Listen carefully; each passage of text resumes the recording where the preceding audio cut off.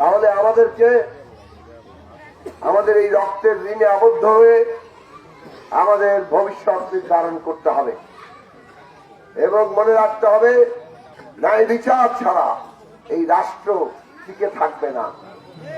মনে রাখতে হবে একটা প্রবল বৈষম্যের সমাজ টিকে থাকতে পারে না, ফলে একটা বৈষম্যহীন সমাজ আমাদের গড়ে তুলতে হবে।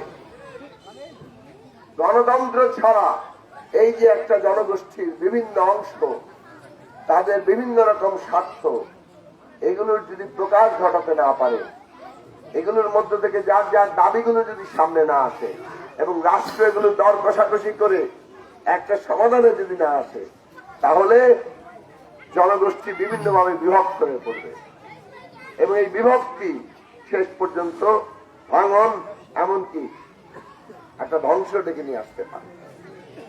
কাজেই গণতন্ত্র, ভোট, এইটা খুব গুরুত্বপূর্ণ। 17 বছর পর আমরা আবার ভোট দেওয়ার সুযোগ পেয়েছি।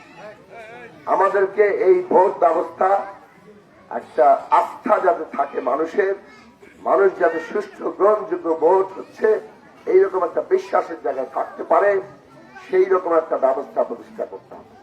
ফলে 17 তারিখ আপনাদের সামনে গুরুতর দায়িত্ব হাজির। 2টা ভোট আপনাদের দিতে হবে, একটা গণভোট আর একটা জাতীয় সংসদ নির্বাচনের ভোট।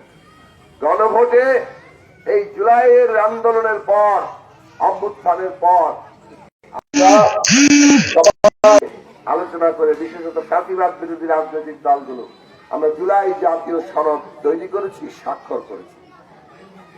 গণভোটে সেই জুলাই জাতীয় সনদের পক্ষে বিপক্ষে ভোট হবে। আপনারা কোথায় ভোট দিবেন? হ্যাঁ, ভোট দিতে হবে, কারণ এই জুলাই জাতীয় সনদের মধ্য দিয়ে রাষ্ট্র ব্যবস্থার যে স্বৈরাচারী ফ্যাসিস্ট চরিত্র, সেখান থেকে আমরা তাকে একটা গণতান্ত্রিক ব্যবস্থায় নেওয়ার পথ উন্মোচন করব। আপনাদের অনুমোদনের পরে এই জুলাই জাতীয় সনদের ভিত্তিতে আগামী সংসদ এই সংবিধানের মৌলিক সংস্কার করবে জনগণের রায়, তার আকাঙ্ক্ষা অনুযায়ী, তার অনুমোদনের ভিত্তিতে। ফলে এটা আর কোন আদালত বাতিল করতে পারবে না। এই জন্য আগামী জাতীয় সংসদ 5 বছর জাতীয় সংসদ হিসেবে কাজ করবে, আর 6 মাস, প্রথম 6 মাসে সংবিধান সংস্কার পরিষদ হিসেবে কাজ করবে। কাজে এই দুটো ভোট খুবই গুরুত্বপূর্ণ। প্রথম ভোটের সিদ্ধান্ত আপনারা নিয়েছেন, হ্যাঁ। দ্বিতীয় ভোটের সিদ্ধান্ত আপনারা গ্রহণ করবেন কিসের ভিত্তিতে? এবং এই ভোট ব্যবস্থা যেটা বলছিলাম, যদি প্রতিষ্ঠিত হয়, 5 বছর পরে আপনারা আবার রায় দিতে পারবেন যে আমরা আমাদের কথা অনুযায়ী কাজ করতে পেরেছি কিনা। এরপরে যত স্থানীয় নির্বাচন হবে, সব জায়গায় সুষ্ঠু নির্বাচন হলে তারা ঠিক মতো কাজ করেছে কিনা আবার তাদেরকে আপনারা পরীক্ষা করতে পারবেন।